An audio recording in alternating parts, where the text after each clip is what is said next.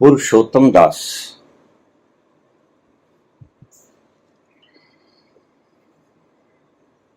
एक श्लोक, बड़ा प्यारा श्लोक, सभी के जीवन के साथ संबंधित श्लोक, अष्टावक्र गीता का। इहामुत्र विरक्तस्य नित्य अनित्य विवेकनः आश्चर्यं मोक्ष कामस्य मोक्षादेव विभीषिका।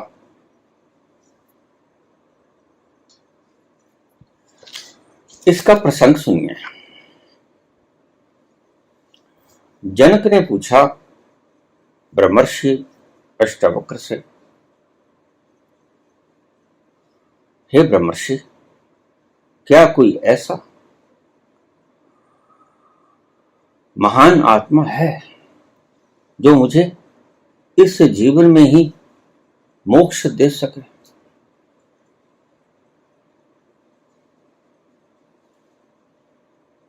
तो अष्टावक्र ने कहा, हाँ राजन, इस जन्म की बात तो छोड़ो, मैं एक पल में तुम्हें उस तल पर ले जाके खड़ा कर दूंगा जिसे मोक्ष कहते हैं।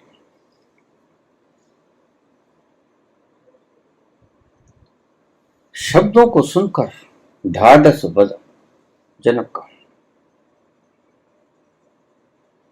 ठीक है प्रभु, मैं तैयार।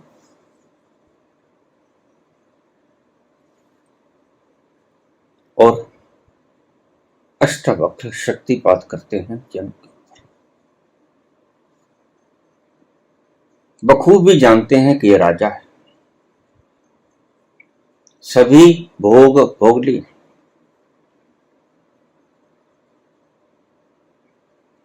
खाने में कोई रस नहीं, पहनने में कोई रस नहीं, इकट्ठा करने में कोई रस नहीं, और भोगने में कोई रस नहीं। जो भोगा जा सकता है सब भोग लिया है, इसीलिए ही ये प्रश्न किया है। क्या मुझे कोई व्यक्ति ब्रह्मर्षि इसी जन्म में मोक्ष तक पहुंचा सकता है? हाँ। और जब अष्टावक्र करते हैं शक्तिपात तो वही कुछ होता है जो रामकृष्ण परमहंस और विवेकानंद के संवाद के मध्य हुआ।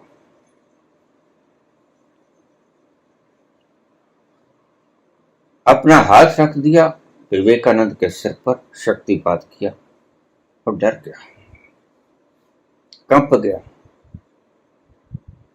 शब्द कुछ ऐसे बोले, मेरे मां बाप भी हैं, मोह चिपकाहट, इसी को ही तो छोड़ना होता है, मोक्ष के मुंह मुक्षु को। और यही बात आड़े आ गई। तो रामकृष्ण ने कहा, अच्छा, तुम्हारे मां बाप भी हैं, तो फिर तुम बाहर आ जाओ। संत बड़ा अहिंसक होता है। तुम्हारी स्वतंत्रता का रत्ती राई भी छीनता नहीं, तुम्हें परम आजादी में छोड़ देता है। तुम जो चुनोगे वही मैं करूंगा। ऐसा ही अष्टावक्र ने किया और ऐसा ही जनक के साथ हुआ। अब ये उस वक्त के शब्द हैं जब अष्टावक्र ने शक्तिपात किया जनक के ऊपर। इहामुत्र विरक्तस्य नित्या अनित्य विवेकिनः आश्चर्यं मोक्ष कामस्य मोक्षादेव विभीषिका।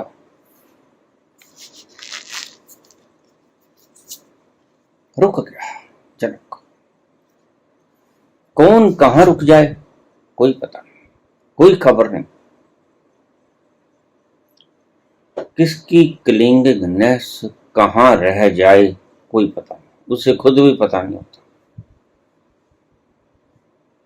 गुरु को भी तब पता चलता है जब वह बोलता है, तो पता चलता है कि यहां क्लिंगनेस रह गई, यहां चिपकाहट रह गई। आनंद की प्राप्ति करना कौन नहीं चाहता। प्रत्येक प्राणी इसी की तलाश में ही तो दर दर मारे फिर रहे हैं, लेकिन आनंद है कि वो मिलता नहीं। वह परम सुख है कि छिपता ही रहता है। आश्चर्य है जनक के इस प्रकार के भावावेशों को समझकर बोलते हैं अष्टावक्र। आश्चर्य है जो व्यक्ति इस संसार और परलोक में मिलने वाले सभी प्रकार के वैश्विक सुखों के प्रति पूर्णतया विरक्त है, जो यह विवेक कर सकता है कि नित्य क्या है अनित्य क्या है, जो मुक्ति की कामना करता है, मुक्त होना चाहता है, वो ही मोक्ष से डरा हुआ है। सच में इससे बड़ा आश्चर्य और क्या हो सकता है। अष्टावक्र कहते हैं, बड़ा सुंदर शब्द कहा, बड़ी सुंदर प्रतिक्रिया की जनक ने, और ध्यान से इसको सुनना, क्योंकि अकेले ये जनक की मनोस्थिति नहीं, तुम्हारी मनोस्थिति भी है। सारे संसार के व्यक्तियों की मनोस्थिति यही है, एकमात्र बाधा तुम्हारे उस परम सुख पर छाया की तरह मंडराती रहती है, जो तुम्हें उतरने नहीं देती उस महासुख के समुद्र में। तो जनक घबराया, इतना घबराया कि माथे की पसीने स्पष्ट बता रही थी कि डर क्या है। तो जनक बोलता है, हे प्रभु, जब मैं ही ना रहा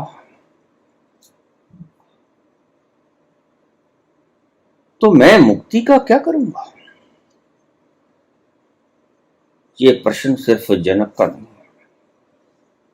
ये ही प्रश्न तुम सबका है।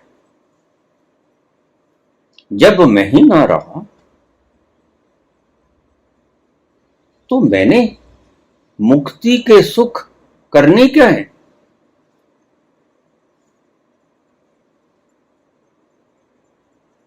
अष्टावक्र गुरु है,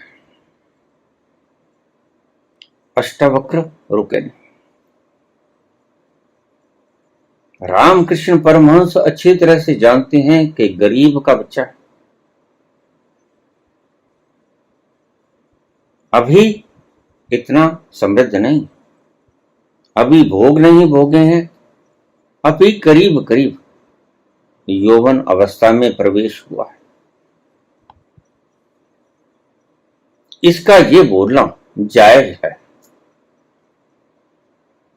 लेकिन अष्टावक्र ये समझते हैं कि इसका ये बोलना जायज नहीं।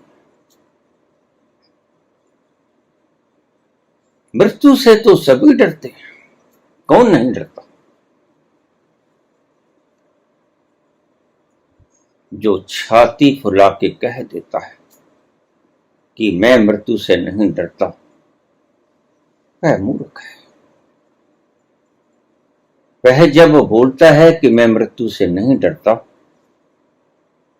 उसके भीतर मृत्यु का भय उसे निरंतर कंपा रहा होता है, और वह उसके कंपन को ढकने के लिए इन शब्दों का प्रयोग करता है। अगर मृत्यु से डरना ही छोड़ दिया तो ध्यान रखना मेरी एक बात को, इसको अंडरलाइन कर लेना। जैसे ही तुमने मृत्यु का भय तुम्हारे भीतर से हट गया, वैसे ही तुम प्रबुद्ध हो जाओगे। यह एक लक्षण, तुम्हें समझ आ जाएगी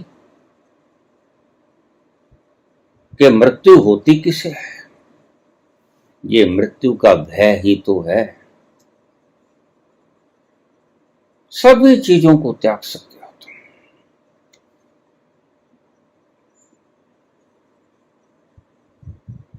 सिंहासनों को त्याग सकते हो,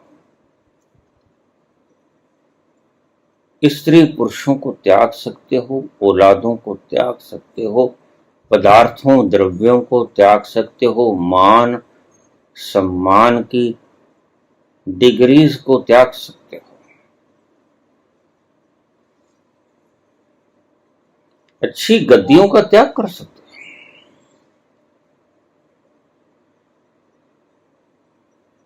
लेकिन यहां जनक सब भोगे हुए हैं और सब कुछ उनके पास। यह अंतिम चरम बिंदु पे खड़े। एक डर शेष रह गया जो मुमुक्षु के भीतर शेष रह ही जाता है। तुम बड़े आराम से कह देते हो मेरे भिक्षा पत्र में डाल दो,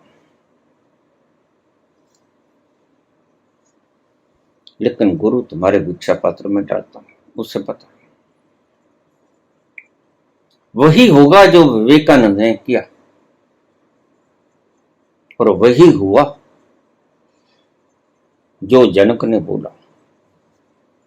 जनक जैसे प्रज्ञावान पुरुष सब कुछ भोगने के उपरांत कुछ भोगना शेष न रहा, सब कुछ बलिदान कर सकता है,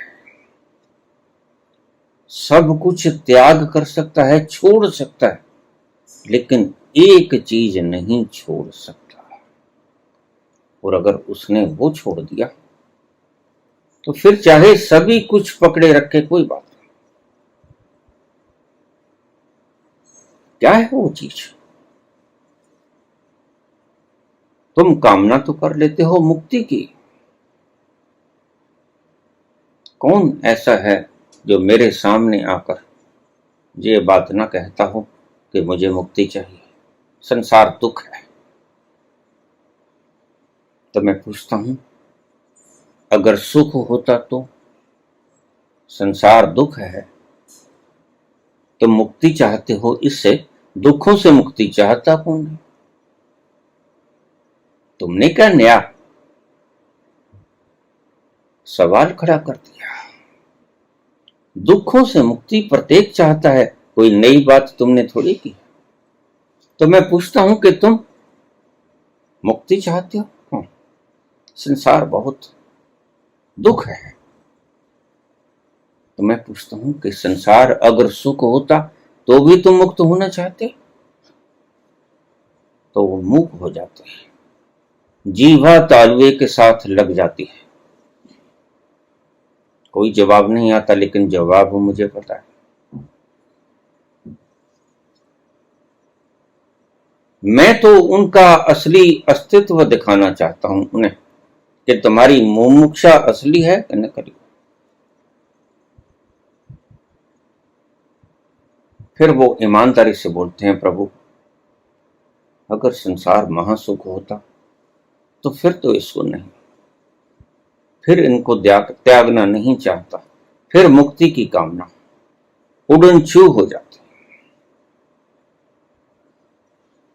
बस यहीं आकर अटके विवेकानंद, और यहीं आकर अटके राजा जनक।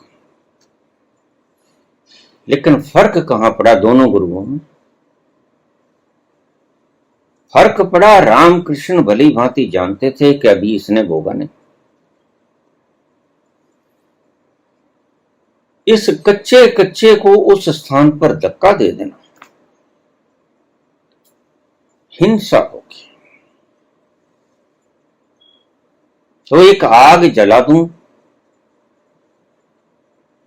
इस घास फूस के भीतर एक चिंगारी छोड़ दूं, किस दिन ये चिंगारी भगते भगते भगते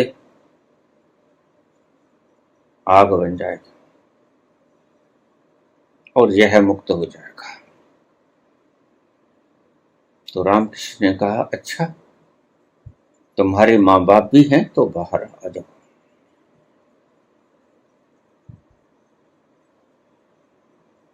लेकिन यहां राजा जनक भी बोल रहे हैं,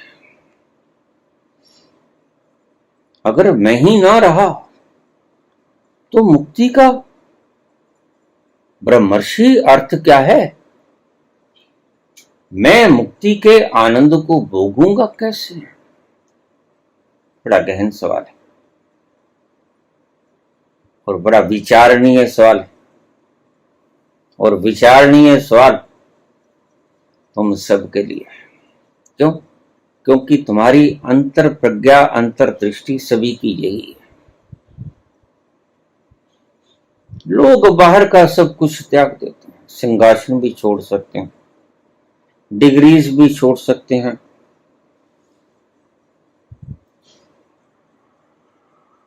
अपने साधन भी छोड़ सकते हैं जो बड़ी मुश्किलात से उन्होंने एकत्रित किए थे, मान सम्मान भी छोड़ सकते हैं, घर परिवार पुत्र पत्नी सब छोड़ सकते हैं।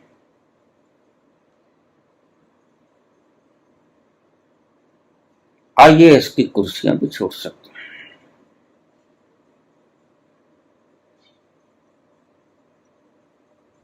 लेकिन एक चीज को नहीं छोड़ सकते। वो क्या है जो छोड़ नहीं सकता आदमी, जो बिल्कुल अंतिम पड़ाव पर उसके गले की फांस बन जाता है? बस वही एक कारण है, बाकी तो तुमने इकट्ठा किया है। छोड़ सकते हो सरलता से, दुखद स्थिति से। कठिन है छोड़ना, कई बार सरल है छोड़ना। बुद्ध के लिए सरल हो जाता है।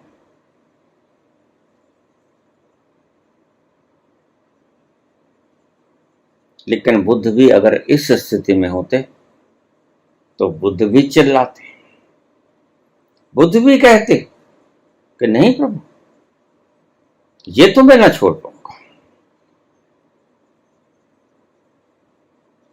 अभी पहुंचे नहीं हैं। और जनक कहते हैं कि हे ब्रह्मर्षि, मैं पहुंच गया। लेकिन ब्रह्मर्षि की आंखों से, क्योंकि उसके पास आंखें हैं, उसके पास ज्ञान चक्षु है, वह अंधा नहीं।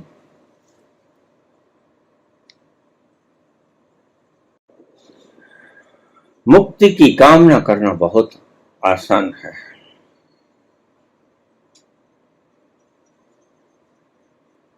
और मुक्ति के राह पे चलना कठिन से कठिनतर है। एक व्यक्ति की घर पे लड़ाई हो गई थी पत्नी के साथ, तो बोला कि आज तो मैं मर ही जाऊंगा। रोज रोज का क्लेश, ये संताप, ये दुख, ये वही ताने माने, नहीं जीना है।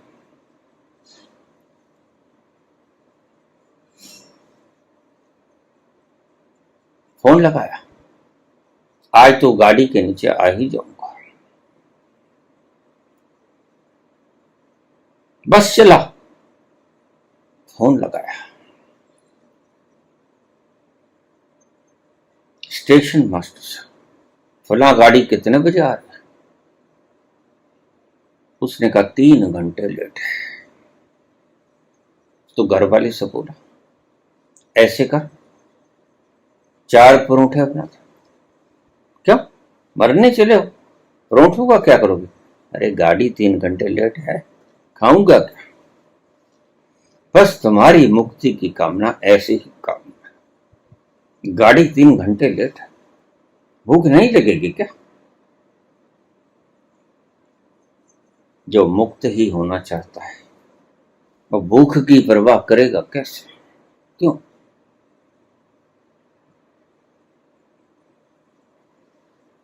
वह कौन सा बिंदु है जहां आकर अटके जनक, और तुम सभी उस बिंदु पे आके अटक जाते हो? कितने ही बड़े योद्धा क्यों ना, योद्धा तलवार उठा सकता है, योद्धा रण क्षेत्र में जीत सकता है, एक व्यक्ति 1000 व्यक्तियों को मार सकता है, कत्ल कर सकता है, लेकिन वो वीर नहीं था। तो वीर कौन होता है? यहीं जनक फंस गया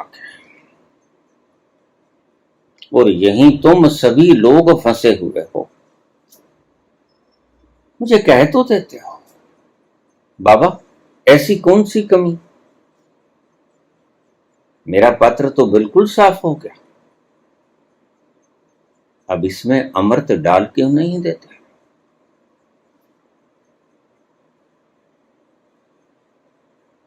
मुझसे सवाल भी पूछते हैं लोग।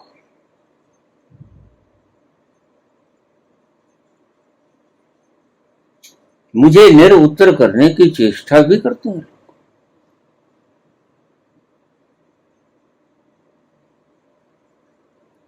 तो जनक फंस जाते हैं वहां आकर। इच्छा कर दी, मुक्त होना चाहता हूं, मैं मुमुक्षु हूं। और जब देखा अष्टावक्र ने, अष्टावक्र बखूबी जानते हैं, तो फेंक दी अपनी शक्ति, शक्तिपात कर दिया। भीतर उतरे जनक, लेकिन भली भांति जानते हैं जन्मों जन्मों का ये संस्कार मिटेगा नहीं, क्योंकि प्रवचन करता में और भाषण करता में बहुत गहरा फर्क होता है। भाषण करता शास्त्रों में लिखे गए काले अक्षरों को पढ़कर बांचकर तुम्हें बताता है, और प्रवचन करता उस स्थान पर उतरकर वहां का आपको लाइव कमेंटर करता है, जीवंत कमेंटर। क्या चल रहा है, क्या देख रहा हूं मैं? ऐसा ही जनक भी लाइव कमेंट्री करते थे इससे पहले। आहा, कैसा वातावरण है, आनंद से भरा हुआ, शीतलता से ओत प्रोत, अशांति का नामो निशान नहीं, दूर दूर तलक। मैं कहां हूं पता ही नहीं चलता। परम सुगंधी की नृत्यता के भीतर मैं आनंद मगन कुमारी में मतमस्त। मैं वहां पहुंच गया हूं प्रभु, जहां आज तक किसी पदार्थ ने मुझे पहुंचाया नहीं। ऐसा वर्णन करते हैं, लेकिन आगे चलते चलते चलते चलते यहां उलझ जाते हैं। ये शब्द बोलते हैं उलझे उलझे से। प्रभु, अगर मैं ही ना रहा तो मुक्ति का अर्थ रह क्या जाता है? और मैं बार बार कहता हूं, यह सिर्फ जनक का ही प्रश्न, यह सिर्फ विवेकानंद का ही प्रश्न नहीं, यह प्रश्न प्रत्येक प्राणी का है जो इस धरा पर है। क्या है वो चीज? खो जाने का डर। मैं ही मिट गया, तो मोक्ष का आनंद उठाएगा कौन? तर्क की दृष्टि से बात ठीक भी लगती है, लेकिन ठीक है नहीं। बूंद का ये तर्क बिल्कुल ठीक है। अगर मैंने अपने आप को सुपुर्दे समुद्र कर दिया, मैं विलीन हो गया समुद्र में, तो मेरा अस्तित्व तो खो जाएगा ना प्रभु। फिर मैंने ऐसे समुद्र से लेना क्या है? यह मन का आखिरी तर्क है, स्वयं को बचाने की आखिरी कोशिश या शरारत, कुछ भी कह सकता, आखिरी शरारत। अगर मैं ही ना बचा तो मुक्ति का आनंद क्या करूंगा? व्यर्थ है, बेकार है। जनक भी यही बोल गए।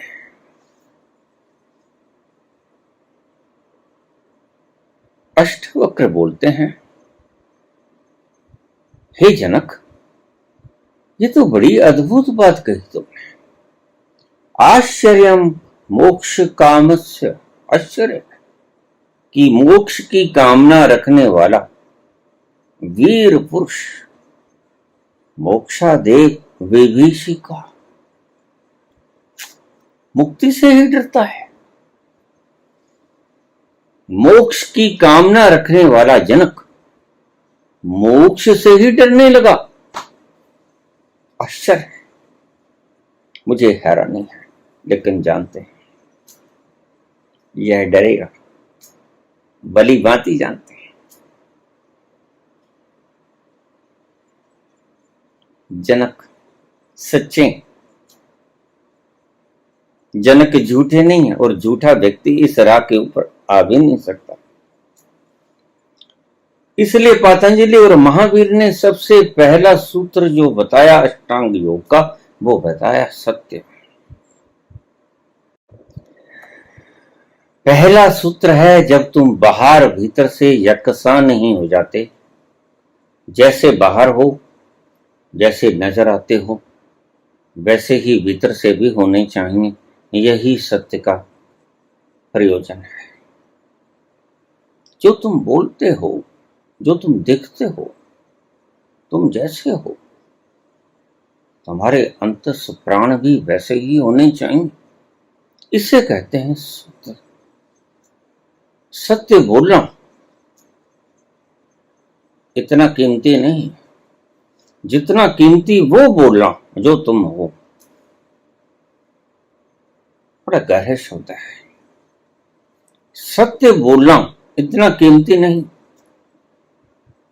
अध्यात्म में जो तुम हो वैसे दिखो, इसकी कीमत ज्यादा है। बाहर भीतर से यकसा, एक साथ।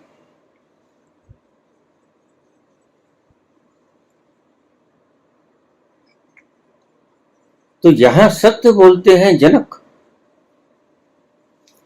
कि हे ब्रह्मर्षि, अगर मैं ही ना रहा, मैंने मुक्ति का करना क्या है? बूंद कहती है, अगर मैं ही खो गई अपना अस्तित्व, तो मैंने समुद्र से क्या लेना? ये तुम्हारी आखिरी से आखिरी रुकावट है, जो तुम्हारा मन शरारत करता है, अड़चन डालता है। इसलिए मन को सबसे बड़ा शत्रु कहा गया। क्यों? मन छोटे छोटे सुखों में तुम्हें उलझाए रहता है, और छोटे छोटे सुखों में मदारी की तरह अपना खेल दिखा महत विराट सुख से तुम्हें वंचित किए रहता है। कितने जन्म हो गए, इस मन ने तुम्हें कहां नहीं उलझाया, इस मन ने तुम्हें कहां नहीं बहकाया। और तुम्हें मिला कभी कुछ है नहीं। ये मन तुम्हें जगह जगह के ऊपर भटकाता बहकाता बहकाता छोटे छोटे आनंदों को देता रहता है, और फिर तुम इन छोटे छोटे आनंदों को भुगतते भुगतते इसके आदी हो जाते हो, जिसे मनीषी कहते हैं संस्कार। तुम संस्कारित हो जाते हो। बस फिर यही तुम्हारी जीवन नैया बन जाती है, जीने का ढंग यही बन जाता है। छोटे छोटे सुखों में जीवन को गुजार देना।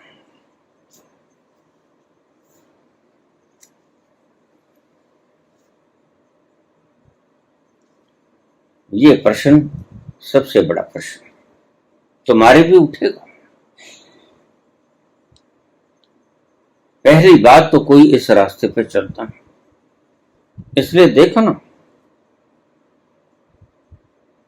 इस रास्ते पर बोलने वालों के पास आपको भीड़ ज्यादा नहीं मिलेगी। कोई बिरला बिरला व्यक्ति उस अज्ञात की खोज में चलता है। और बड़ी हैरानी की बात, संत को सबसे बड़ा हैरानगी आश्चर्य यही होता है। संत जब उसमें कूद जाता है तो पहली हैरानगी उसे यही होती है, आह इतना महान सुखद आश्चर्य, और अब तक मैं इससे रीता क्यों था, और क्यों इतनी दुनिया इस महान आनंद से रिक्त है, रीति है। ये बड़े से बड़ा आश्चर्य है भी, सत्य भी है। छोटे छोटे सुखों को, या ये समझो कि तुम कंकड़ पत्थरों को मुट्ठी में बांधे बांधे जीवन गुजार देते हो, यही हैं हीरो से भी बेशकीमती। यही आश्चर्य होता है। तभी कबीर कहते हैं, एक अजूबा हमने देखा, आश्चर्य जल में रहकर मीन है प्यासी। मीन पानी पानी की पुकार करती है और जल में है।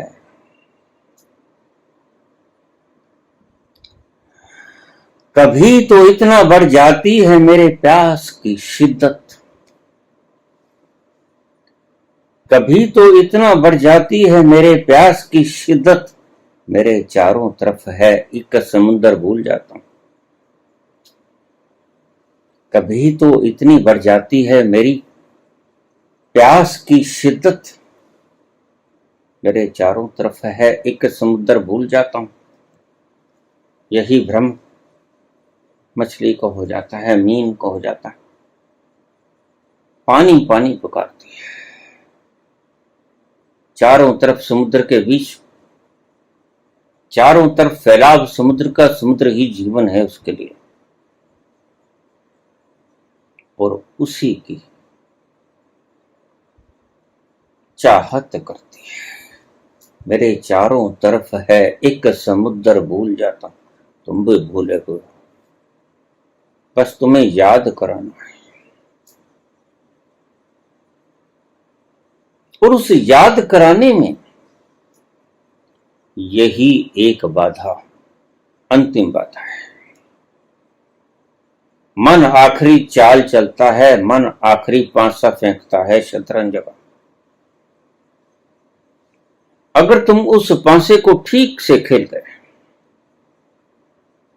तो तुम परमात्मा के आगोश में होगे अगले पल। तो तुम्हें अपनी बाहों में समेट लेगा, वो अपना भरपूर प्यार लुटाएगा तुम्हारे पुत्र। यही चूक हो जाती है, यही तुम बाहर खड़े रहते हो। कबीर का ये शब्द लोगों को समझ नहीं आया, जिन्होंने इसे व्याख्याकृत किया। मैं बपुरा बूढ़न डरा गयो किनारे बैठ। तुम किनारे पे बैठे इंतजार करते, एक हौसले की कमी होती है, और वो हौसला करेज गुरु देता है। और गुरु आपको नकली करेज नहीं देता, गुरु आपको असली कर्ज देता है। गुरु कहता है चिंता मत करो, तुम्हारी हस्ती मिटेगी नहीं, वरन तुम्हारी हस्ती बूंद से समुद्र की हो जाएगी, तुम्हारा फैलाव विश्वव्यापी हो जाएगा, तुम ओमनी प्रेजेंट हो जाओगे, तुम डरो नहीं।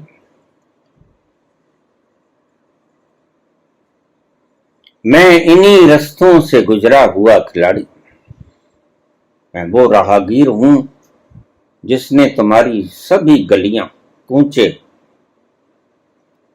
खंगाल लिए। मैं भी कभी डरा था, ये सिचुएशन मेरे ऊपर भी बड़े भयंकरतम रूप से आई थी, रोआ रोआ कंपा था, डरा था, क्योंकि मैं मान रहा था। आज तक मैं संस्कारित था इसी शब्दों से कि मैं देह हूं, मर जाऊंगा, मेरी भावनाएं बिखर जाएंगी, मेरे विचार समाप्त हो जाएंगे, इतनी मेहनत से इकट्ठी की हुई मेरी सूचनाएं ध्वस्त हो जाएंगी।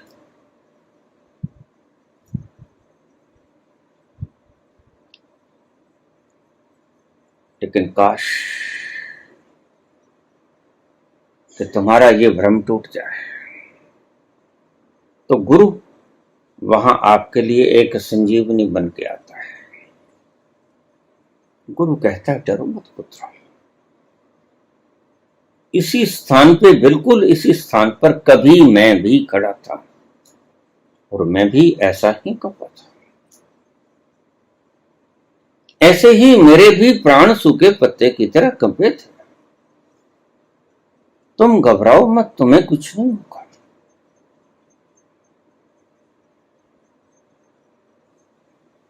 वह तुम्हें एक साहस प्रदान करता है। यही शब्द अगर तुम्हें कूदने में सहायक हो जाएं, तो गुरु का बताया सफल हो गया, गुरु मंत्र सही हो गया। मेरे पास अक्सर ये सवाल आ जाते हैं कि जिनके पास गुरु नहीं होता जिंदा, वो अगर ऐसे स्थान पर पहुंच जाते हैं तो उन्हें कर्ज कौन देगा? हाँ, बड़ा सुंदर प्रश्न। व्यक्ति इस स्थान पर पहुंच जाए तो पहुंचना ही मुश्किल है, अगर पहुंच जाए तो, और बाहर का गुरु मौजूद न हो। अब इस बात को आप ध्यान से समझ लें। व्यक्ति वहां पहुंच जाए जहां पहुंचकर डर जाता है। मैं बूंद हूं, मेरा अस्तित्व ही अगर खो गया, मैंने समुद्र से क्या लेना है? मैं अपनी बूंद होने की स्थिति में खुश हूं।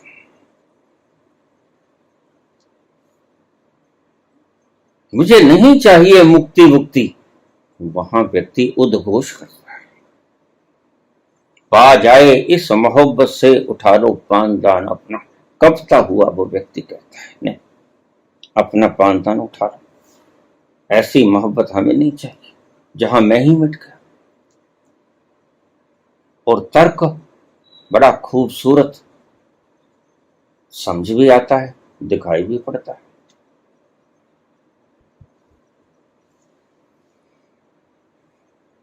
अगर उस स्थान पर, उस स्थिति में गुरु मौजूद नहीं है बाहर, दैहिक गुरु, तो व्यक्ति को प्रेरणा मिलेगी कैसे? क्या वो चूक जाएगा? नहीं चूकेगा। गुरु के अभाव में तुम्हारे भीतर का वो परम गुरु तुम में संकल्प पैदा करेगा कि कूद जाओ, तुम्हें आज्ञा देगा कि कूद जाओ, और तुम्हें पता भी नहीं चलेगा कि ये आज्ञा आई कहां से, ये हुक्मी से आई, जिसे बाबा हुक्मी कहते हैं। हुक्म है अंदर सबको, बाहर हुक्म न को, नानक हुक्मी जे बुझे, में कहे न कोई। जब तुम उस किनारे पे खड़े होते हो जहां तुम्हें कोई आस पास, कोई जरिया, कोई प्रेरणा स्रोत नजर नहीं आता, तो घबराना मत। एक प्रेरणा स्रोत तुम सदा ही अपने साथ लिए लिए चलते हो, घूमते हो, सोते हो, जागते हो, खाते हो, पीते हो, सभी क्रियाकलाप करते हो और उसकी मौजूदगी में करते हो, और वह सदा ही तुम्हारे सभी क्रियाकलापों का साक्षी है। वह तुम्हें प्रेरणा देगा। तुम भूल जाते हो, तुम भूल जाते हो। प्यास लगी थी, तुम चले थे प्यास बुझाने, और किनारे पे आके खड़े हो गए, भूल गए। अब कौन प्रेरणा देगा, कौन मार्गदर्शन करेगा? बाहर तो कोई है ना। कभी तो इतनी बढ़ जाती है मेरे प्यास की शिद्दत, भीतर से उठी थी उमंग, छोड़ दो। वैराग्य जन्म गया था,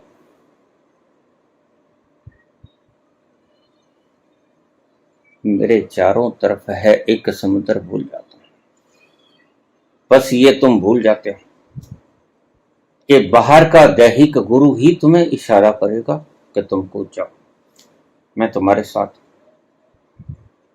अगर वह मौजूद न हो तो ध्यान रखना, अगर तुम उस किनारे पे आ गए हो और चाहवान हो और कप रहे हो, थर थर कंप रहे हो सूखे पत्ते की तरह, हर व्यक्ति कंपता है, ध्यान रखना। वहां कोई वीर नहीं होता, मृत्यु के आगे कौन वीर होता है? प्रत्येक प्राणी जीवन से इतना चिपटा रहता है कि उसका विपरीत बर्दाश्त नहीं कर सकता। तुम जीवेषणा से इतने चिपटे चिपटे रहते हो कि मौत को सामने देखकर थर्रा जाते हो।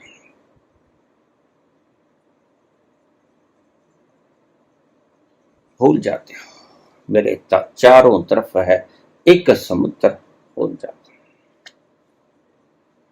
हो। जब तुम कंपोगे, लेकिन तुम्हारे भीतर मुमुक्षुत्व की भावना होगी, और कोई तुम्हारा प्रेरणा स्रोत ना होगा, तो वह प्रेरणा स्रोत बनकर तुम्हारे पास आएगा।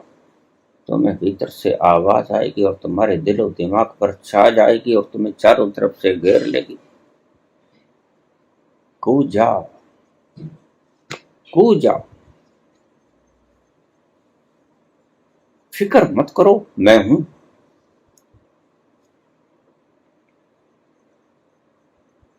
यही बात सभी संत कहते हैं जब उनके शिष्यगण पूछते हैं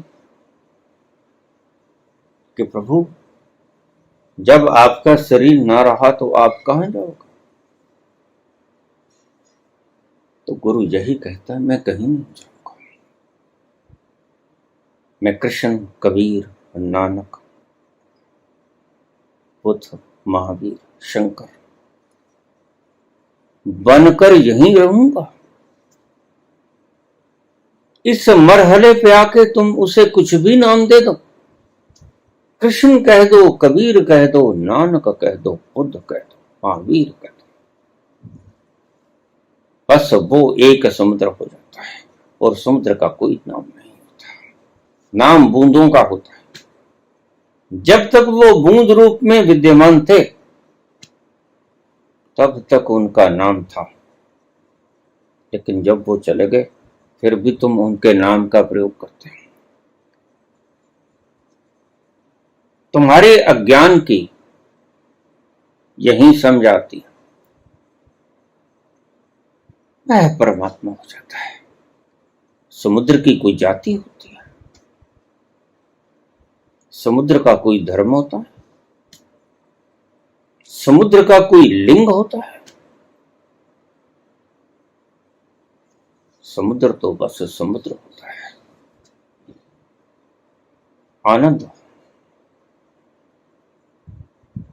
और खुमारी का वो खजाना,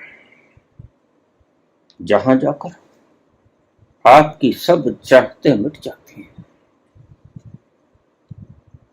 या ऐसा कह लो कि चाहते पूरी हो जाती, या ऐसा कह लो कि चाहते मिट जाती हैं। बात एक ही है, कहने के ढंग दो।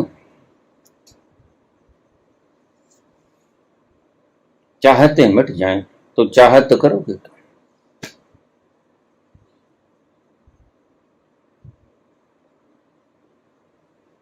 तो जब बाहर का गुरु ना मिले, शरीरधारी गुरु को नसीब ना हो,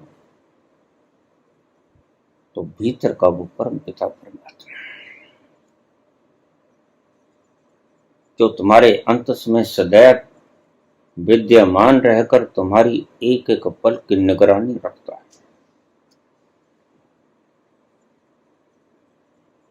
वह तुम्हें प्रेरणा देता है। किसी गुरु का इंतजार मत करो। बहुत से गुरु इस अंतिम बेला में तुम्हें उलझा देते हैं। मैं ही आऊंगा, मैं ही तुम्हें प्रेरणा दूंगा, लेकिन उन्हें पता नहीं कि अगर तुम नहीं होगे तो तुम्हारे भीतर भी जो गुरु बोल रहा है वह तो मेरे साथ होगा। वह सबके भीतर विद्यमान है। वह ऐसा सूरज है जो सब घड़ों के पानी में अपनी रिफ्लेक्शन बिखेरता है, और वो एक ही है। गुरु के भीतर भी वही है, तुम्हारे भीतर भी वही है। बस गुरु को पता है कि मेरे भीतर है, आपको पता नहीं कि मेरे भीतर है। यही जानना है। इसलिए बुल्ले ने कहा, बुल्लिया रबदा की पाऊं उतरो पुटना ते इधर। भ्रम टूट जाता है। तो इस इंतजार में मत रहना कि उस अंतिम बेला में गुरु नहीं है तो मैं क्या करूंगा। गुरु सदा ही विद्यमान है, आपके भीतर बैठा है, और वह भली भांति जानता है कि तुम्हारी मुंह मुक्षा क्या है। तुम वास्तव में मुमुक्षु हो या नहीं हो, और वहां कोई भेदभाव नहीं होता, वहां कोई अन्याय नहीं होता, वहां दयालुता ही दयालुता होती है, रहमो कर्म होता है। परवरदिगार कृपा करेगा, बरसेगा, उसकी रहमत की नजर आप पर मूसलाधार बारिश की तरह बरसेगा, और कंपते हुए तुम उसके आगोश में जा गिरोगे, और वो तुम्हें अपनी बाहों में समेट लेगा। धन्यवाद।